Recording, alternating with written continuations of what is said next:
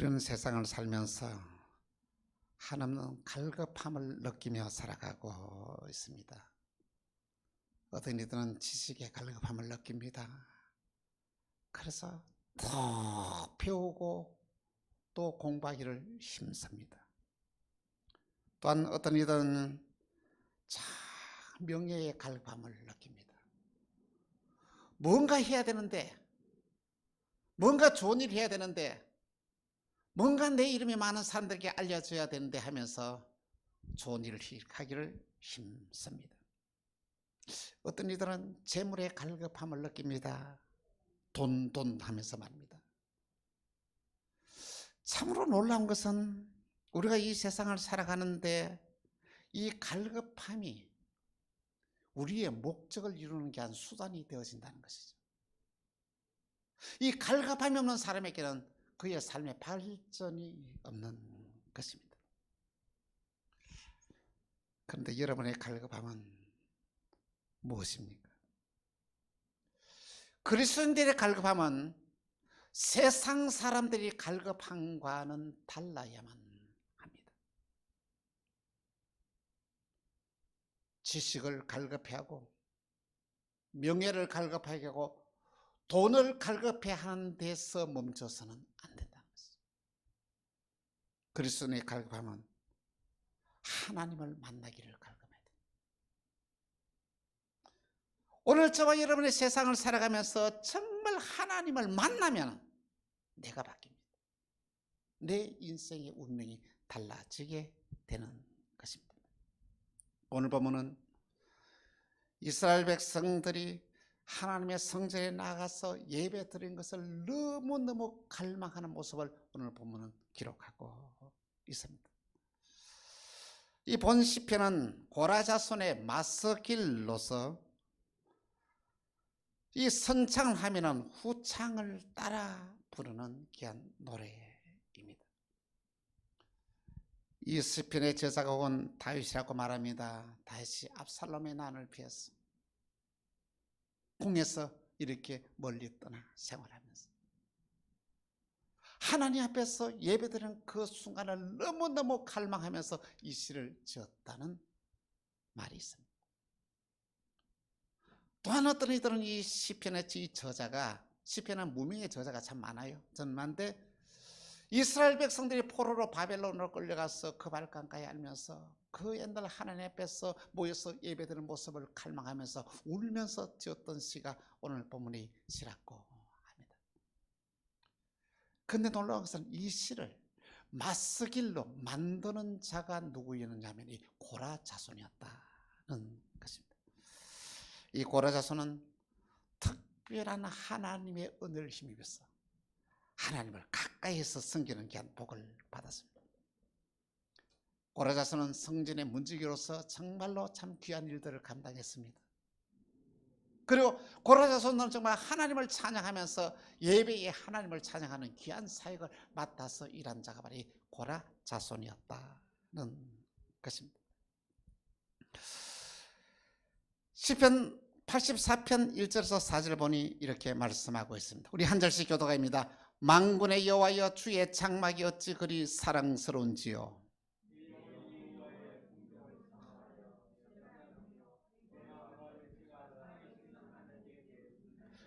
나의 왕 나의 하나님 만군의 여호와여 주의 제단에서 참새도 채집을 얻고 제비도 새끼들 보금자리를 얻었나이다.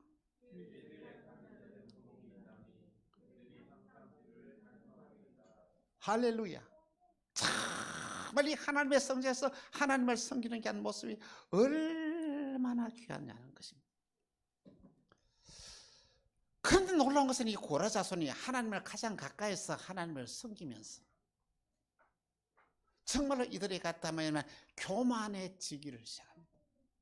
여러분, 오늘 저와 여러분의 신앙생활하면서 교만하다는 것은 너무나 위험하고 교만하다는 것은 여러분의 인생을 완전히 망가지게 한다는 것입니다.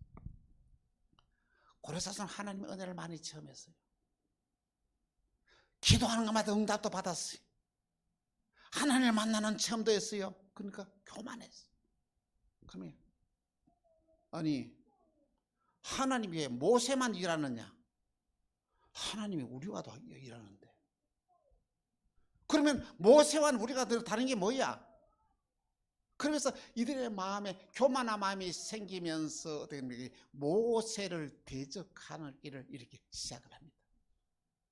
그런데 모세를 대적한 사람들이 한 사람, 두 사람, 세 사람 모이기 시작해요. 누가?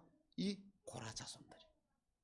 몇 명이 모이냐면 250명이 모여서 이 모세를 대적하게 됩니다. 그런데 모세는 경고를 합니다. 너 위험하니까 이렇게 빨리 해산하라고 말합니다. 그러나 이들은 말을 듣지 않습니다. 그랬더니 하나님이 이들에게 어떤 일을 행하시냐면 세상에 땅이 쫙 갈라지더만 이 모세를 대적하였던 고라 자손의 250명 모두 다 땅 속에 다 파묻히게 되고 땅이 이렇게 삼켜버리는 일들을 행했던 것입니다. 그런데 이 모세의 말을 듣고 반역에 참여하지 않은 그냥 고라 자손들, 하나님이 그들을 너무 귀하게 쓰셨습니다. 그들은 정말로 하나님의 성전에서 하나님을 섬기면서 하나님이 주신 은혜를 정말로 아름다운 이 마석이라는 시를 지어서 찬양을 통해서 이렇게 그들을 이스라엘 이끌어가는 리더가 되었다는 말씀인 것입니다. 고라 자손은 이렇게 맺힙니다. 하나님이여, 사슴이 시내 물을 찾기에 갈급한 같이 내 영혼이 하나님을 찾기에 갈급하나이다.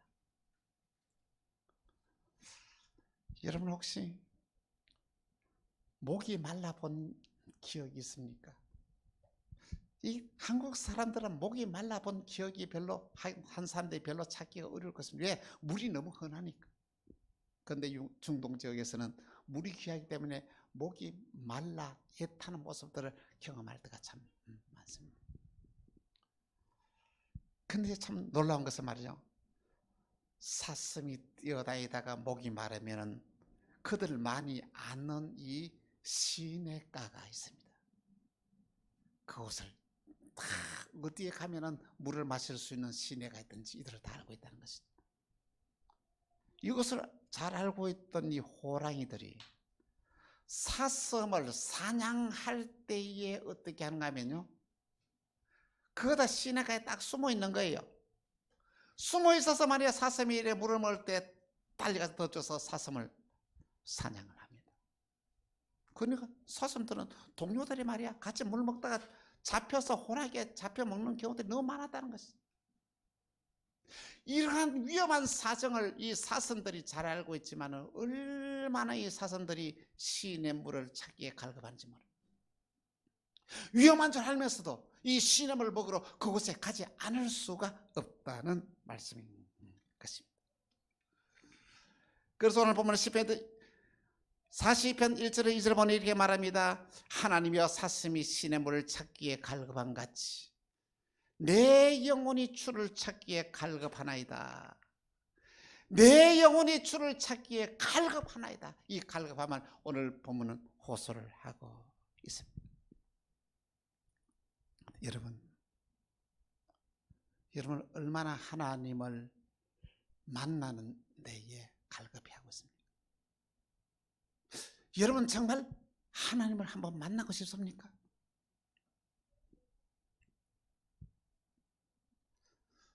우리의 마음속에 하나님을 만나고 싶은 갈급함이 있을 때 하나님 우리를 찾아오십니다. 그리고 우리에게 은혜를 더해 주십니다. 잠언서 8장 17절에 이렇게 말합니다. 나를 사랑하는 자들이 나의 사랑을 입으며 나를 간절히 찾는 자가 나를 만날 것이라. 우리의 마음속에 하나님을 만나고 싶은 그냥 갈급함이 없으면 하나님을 만날 수가 없다는 것입니다. 여러분, 오늘 현대인들의 삶 가운데 왜 기적이 일어나지 않는지 아십니까? 왜 놀라신 축복의 능력이 나타나지 않는지 아십니까? 왜 문제 속에서 한평생 빠져서 허덕인지 아십니까? 하나님을 만남이 없기 때문에, 하나님의 갈급함이 없기 때문이라는 말씀인 것입니다. 하나님을 만나고 싶은 갈증이 없으면, 하나님을 만나지 않고서는 하나님의 은혜를 경험하고 체험할 길이 없다는 말씀인 것입니다. 예배가 비대면 예배로 동영상으로 예배를 드리는 지가 벌써 1년이나 가까이 되었습니다. 여러분, 하나님 앞에서 예배를 드리지 못하고 동영상으로 드리는 여러분들은 예배를 얼마나 갈급해하고 있습니까? 여러분은 비대면 예배, 동영상 예배를 드리면서 어떤 생각으로, 어떤 마음으로 예배를 드리고 있습니까? 하나님, 이 코로나가 내 때문입니다. 내가 죄를 지어서 이 코로나가 이 민족에게 왔습니다. 주여, 내 죄를 용서해 주옵소서. 주여, 이 코로나가 빨리 끝나고 빨리 성전에 나가서 예배드리를 원합니다. 주여, 그 은혜를 주옵소서. 이런 간절한 회개의 기도가 여러분에게 있습니까? 그리고 하나님의 성전에 나와서 예배드리기를 얼마나 갈급해하고 있습니까? 이것이 여러분에게 없다면 여러분이 하나님의 은혜가 임하지 않고 있다는 것이죠.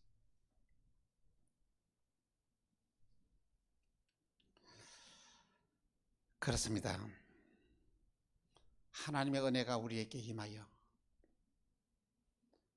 정말로 함께 다 나와서 예배드릴 수 있는 귀한 은혜의 축복이 빨리 회복되어지기를 주 예수 이름으로 축원하는 바입니다. 오늘 시편의 기자가 정말 살아계신 하나님을 만났습니다. 왜 이 시편 기자에게 이 엄청난 은혜를 더 주신지 아십니까? 그 첫 번째, 이 시인은 살아계신 하나님을 갈망했습니다.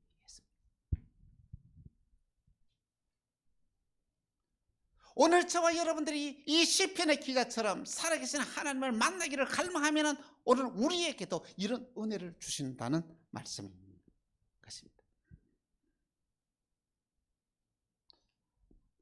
하나님을 만난 자에게는 누구든 관계없이 놀라우신 은혜의 역사, 기적의 역사가 일어났습니다. 여리고에 정말로 이 키가 작은 이 삭개오가 살고 있었습니다. 그는 세리장이었고 큰 부자였습니다. 여러분, 우리는 세리하면 형편없는 사람들 이렇게 말하는데, 세리가 누군지 아십니까? 지금 이야기하면 세리장이면 세무서장 정도 되는 그런 위치다는 것이죠. 대단하지 않습니까? 그때 당시에서는 세리들은 인간 대접을 받지 못했습니다. 그 이유가 왜냐하면 이스라엘 백성들이 세금을 걷어가지고 자기들을 합제하고 있는 로마에다가 세금을 바치고 더 많이 거두어서 자기가 착보하는 거예요. 쉽게 말하면 일제시대 때에 세금을 걷어가지고 일본 사람들한테 이래 바치고 나머지를 자기 착취하는 것과 같은 직종이었다는 것입니다. 그래서 세리들은 사람 취급을 하지 않았습니다. 심지어는 어느 정도 이 세리를 무시하는가 하면은 거린들이 세리가 이렇게 그게 불쌍하다 돈을 주잖아요. 이거 들었다 하면 던져버리고 이럴 정도로 이 세리들을 무시하고 인간 취급하지 않았다는 것이죠. 그런데 이 세리장 삭개오는 예수님에 대한 소문을 듣습니다. 그리고는 그 소문이 진짜인지 확인하기 위하여 예수님을 만나고 싶은 마음이 생겼어요. 예수님 만나기를 갈급했습니다. 그런데 어느 날 그 여리고 지역에 예수님이 지나간다는 게 한 소식을 듣습니다. 세리장은 변장해서 이렇게 좀 옷을 좀 하고 달려갔습니다. 누가 보면은 문제잖아요. 아니 세리장이 예수님을 만났다 하면 엄청난 건 사건이잖아요. 사람들이 만났어. 예수님 만날 길이 없는 거예요. 특히 또 키가 작았습니다. 예수님 만날 길이 없는 거예요. 그래서 세리는 이것저것 생각하다가 이 사개오는 예수님 일로 지나갈 것이다는 이 길목에 미리 와가지고 가보니까 돌무화과 나무가 이렇게 딱 있어요. 이 돌무화과가 옛날에 성경에는 거의 뽕나무로 이렇게 기록되어 있습니다. 그 세리 사개오가 그곳에 올라갔다는 뽕나무, 돌 감는 나무를 지난번에 성지순례 때 한번 말했습니다. 사실 그때 뭐 27년 전에 뭐 나무는 아니었겠지요. 그래서 뭐 그 위치였다는 것이는 분명한 것 같습니다. 그런데 그곳을 지나가던 예수님이, 그곳을 지나가는 예수님이 참 어떻게 하면 그 돌 감는 나무 밑에서 멈춰섰습니다. 예수님의 얼굴이라도 안 보려고 이렇게 가지를 있는데 그것을 쳐다보면서 예수님 말씀하십니다. 사개오야, 내가 즉시 내려오너라. 오늘 밤에 너 집에서 내가 하룻밤을 유하해야 되겠다는 놀라운 말씀을 하십니다. 얼마나 놀라운 사건입니까? 그래서 급하게 이 사개오는 크게 내려왔고 예수님을 자기 집에 모셨습니다. 예수님을 만났던 이 사개오는 그의 운명이 바뀌게 됩니다. 이 사개오가 예수님에게 놀라운 고백을 하는데 누가복음 19장 8절입니다. 같이 시작. 사개오가 서서 주께 여짜오되 주여 보시옵소서, 내 소유의 절반을 가난한 자들에게 주겠사오며 만일 누구의 것을 속여 빼앗는 일이 있으면 내 갑절이나 갖겠나이다. 할렐루야. 놀라운 사건이 아닙니까? 자, 여러분 부자가 돈을 내어놓는다 어떻게 생각하십니까?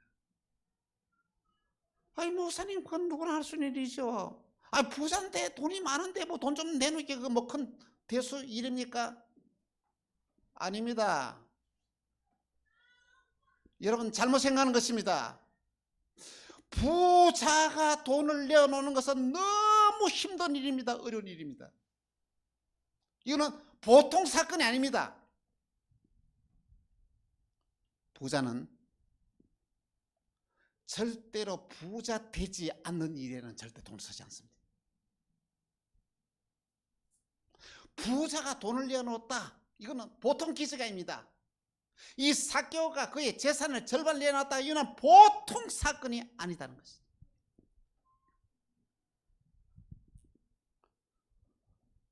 그런데 여러분, 이 사개오가 돈을 내어놓을 수 없는 이 부자가 왜 돈을 내어놓느냐. 그래서 하나님의 은혜가 이 사개오에게 임했기 때문에. 왜 하나님의 이 놀라운 은혜가 이 사개오에게 임하였느냐. 이 사개오는 예수님을 만나기를 그토록 갈급했다는 것입니다. 오늘 저와 여러분들도 이 사개오처럼 이런 은혜를 받기 위해서는 예수님을 만나기를 여러분 갈급해야 합니다. 우리 만나기에 사랑하는 성도들이 예수님을 만나기를 갈급하는 은혜가 임하기를 주 예수 이름으로 축원하는 바입니다. 두 번째로 나를 도우신 하나님입니다. 우리는 세상을 살면서 사면초가할 일을 당할 때가 있습니다. 사면초가는 이렇게 할 수도 없고 저렇게도 할 수 없는 그런 상황인 것입니다. 여러분, 이런 사면초가의 경험이 있습니까?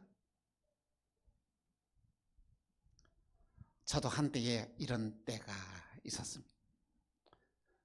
문제를 해결할 수 있는 길이 없는 거예요. 동서남북의 길이 없는 거예요. 다 막혀지는 거예요. 성도들이 어려움을 당하면 어떻게 합니까? 제일 먼저 하는 게 뭐예요? 하나님께 기도하지 않습니까? 기도하는 가운데서 이런 생각을 들었습니다. 야, 동서남북 길이 없니? 저 마음속에 앞뒤 좌우가 막혀 있으면 그 위로는 열려 있는 거 아니냐? 하늘로서는 열려 있어 일하더라고요. 예? 근원되는 그 시골에 있을 때인데 그 뒷동산을 가 잔디에 탁 누우니까 맞더라고요. 오, 주님 맞습니다. 동서남북의 사방의 길이 다 막혔는데 하늘로서는 지금 열려 있네요. 할렐루야, 맞습니다. 이런 고백을 한 적이 있습니다. 여러분, 사람이 세상을 살아가면서 어떤 사람들은 어려움을 당하고 힘든 일을 당하고 고충을 당하고 이런 일을 당했습니다. 이런 분들 여러분 함부로 말해서는 안 됩니다. 놀라운 것은요, 이런 사건은 정말로 엄청난 은혜의 사건이 되어진다는 것입니다. 고린도후서 4장 8절에서 10절에 이렇게 말씀하고 있습니다. 같이 한번 통독하겠습니다. 시작. 우리가 사방으로 우겨쌈을 당하여도 사이지 아니하며 답답함을 당하여도 낙심하지 아니하며 박해를 받아도 버림받지 아니하며 거꾸로 뜨림을 당하여도 망하지 아니하고 우리가 항상 예수의 죽음을 몸에 짊어지면 예수의 생명이 또한 우리 몸에 나타나게 하려 함이라. 할렐루야.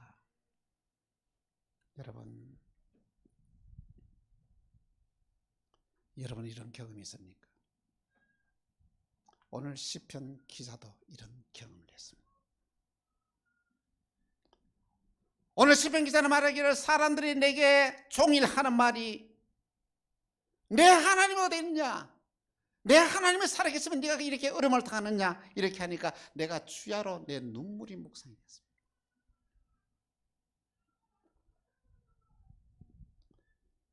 여러분 신앙생활 하면서 이런 경험이 있습니까? 내 하나님이 있느냐?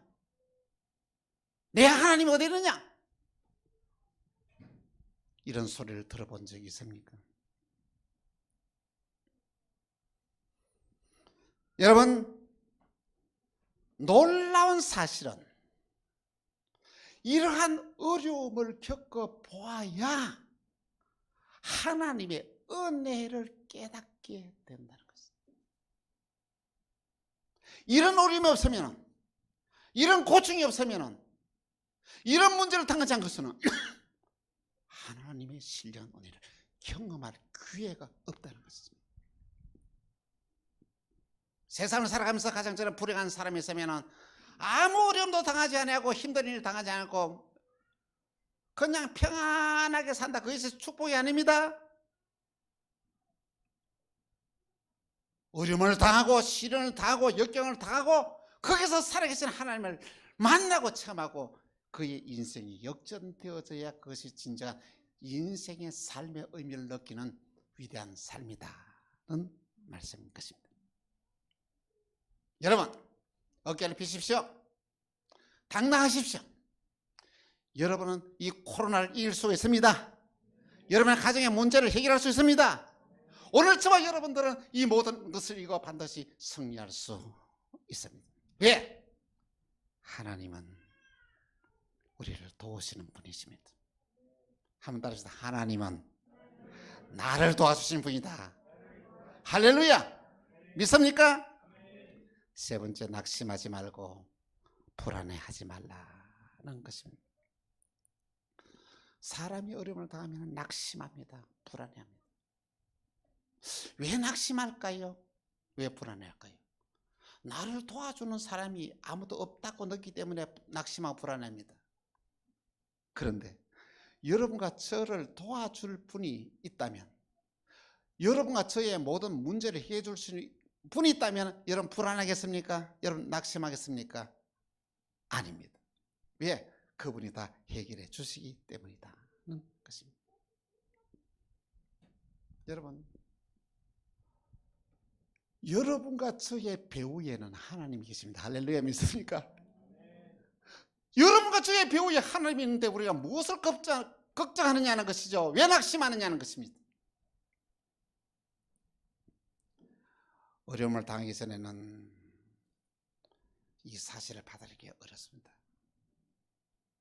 어려움을 통해서 하나님이 나와 함께 계심을 깨닫는 사람들은 그의 생에서 아무리 어려움이 있어도 힘든 일이 있어도 결코 무너지지 않습니다. 신앙에서 또 탈선하지도 않습니다. 그런데 그것을 받아들이기는 인간의 능력은 불가능하지 않습니까? 한 직장인이 회사의 도산으로 직장을 퇴직하게 되었습니다. 그 순간에 그의 부인에게 전화를 겁니다. 여보, 이제 내가 일자리를 잃게 되어서 10분 전에 이 통보를 내가 받아서 이렇게 되었습니다. 남편의 전화를 받았던 이 아내는 어쩔 줄로 몰라 합니다. 지난 20년 동안에 시계가 똑딱 하는 것처럼 정확한 날짜에 정확한 시간이 되면 월급이 탁탁 이렇게 들어왔는데, 그것으로서 이날까지 아무 걱정 없이 안정하게 생활을 했는데, 아니 남편의 직장이 없어졌다니 어쩔 줄을 몰라가지고 막 어쩔 바를 몰랐어요. 그래서 하나님 앞에서 무릎을 꿇고 기도합니다. 하나님, 내 마음 약한 거 아시지요? 하나님, 내 겁이 많은 거 하나님 아시지요? 내 앞으로 어떻게 살라는 것입니까 하나님? 그러면서 하나님을 불신하기 시작했습니다. 참 놀랍지 않습니까? 이날까지 하나님이 함께한 그 은혜를 깨닫지 못하고 지금 직장 떨어진 거 이것 때문에 어쩔 줄 몰라서 하나님을 원망하고 있었을 때였습니다.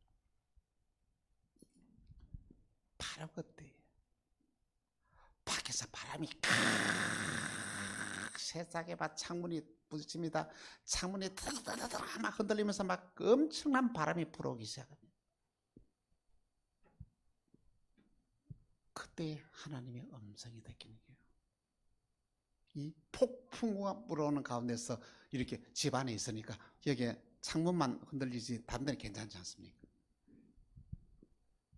이 폭풍우가 몰아치는데 왜 이 집이 무너지지 않는지 너 알고 있지?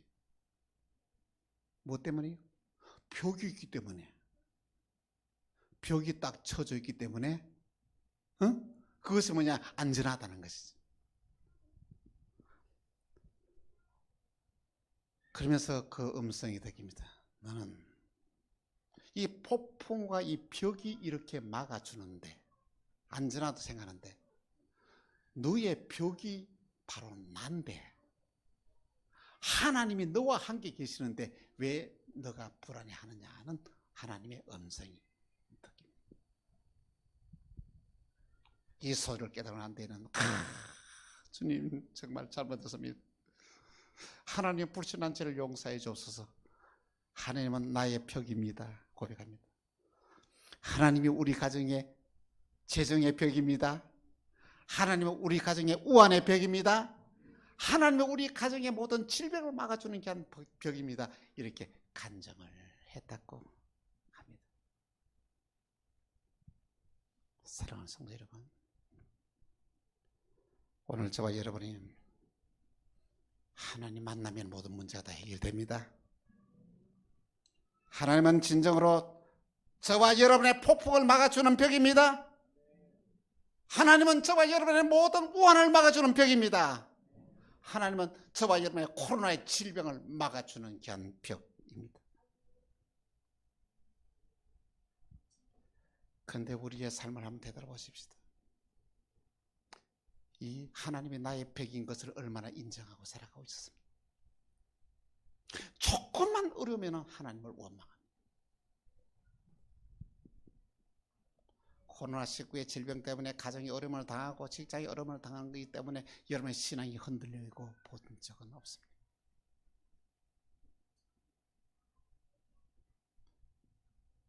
오늘 저와 여러분이 정말 하나님이 나의 벽이라는 게 사실을 우리가 믿음으로 받아들이면 이 가정 하나님 막아주시지, 이 믿음이 생기면 아무 문제가 없다는 것입니다. 오늘 저와 여러분에게 있어서 가장 큰 문제는 뭐냐면 하나님의 만나고 싶은 게 갈급함이 없다는 게 가장 큰 문제예요. 문제가 생길수록 하나님을 만나기를 갈급하라는 것입니다. 하나님 만나면 내 인생의 모든 문제는 다 해결이 됩니다. 시편 42편 5절에 이렇게 말씀하고 있습니다. 같이 시작. 내 영혼아 내가 어찌하여 낙심하며 어찌하여 내 속에서 불안해하는가. 너는 하나님께 소망을 두라. 그가 나타나 도우심으로 말미암아 내가 여전히 찬송하리로다. 할렐루야. 그렇습니다. 우리 다시 한번 믿음으로 결단하십시다. 주님, 저는 주님 만나기를 갈급히 합니다. 주님, 정말 나는 주님 만나고 싶습니다. 주님, 이제 주님이 원하고 주님이 기뻐하는 대로 우리는 믿음으로 순종하며 살겠습니다. 한번 결심하십시오. 순종하는 삶, 결단하는 삶에는 믿음의 기적이 납니다. 오늘 저와 여러분이 정말로 하나님을 갈급하는 귀한 믿음이 회복되어졌어. 오늘 저와 여러분의 인생의 모든 문제, 가정의 문제, 이 나라의 문제, 전 세계의 문제가 해결되어지는 은혜와 축복이 임하기를 주 예수의 이름으로 축원합니다. 기도하겠습니다. 주님, 하나님의 크신 은혜를 깨닫게 하시니 감사합니다. 성령 하나님 우리를 도우시사 믿음의 역사가 우리 가운데 일어나게 하여 주옵소서. 하나님을 만나고 싶은 갈급함이 회복되어지게 하시고 하나님의 성전에서 예배드리는 귀한 예배 시간이 갈급해지게 하시고 문제를 두고 함께 기도하면서 함께 나와서 예배드리는 예배의 회복을 우리 모두에게 허락해 주시고 우리가 하나님을 만남으로 내 인생의 모든 문제에 해답을 얻는 은혜와 축복이 역사가 일어나게 하여 주옵소서. 주 예수 그리스도 이름으로 기도합니다.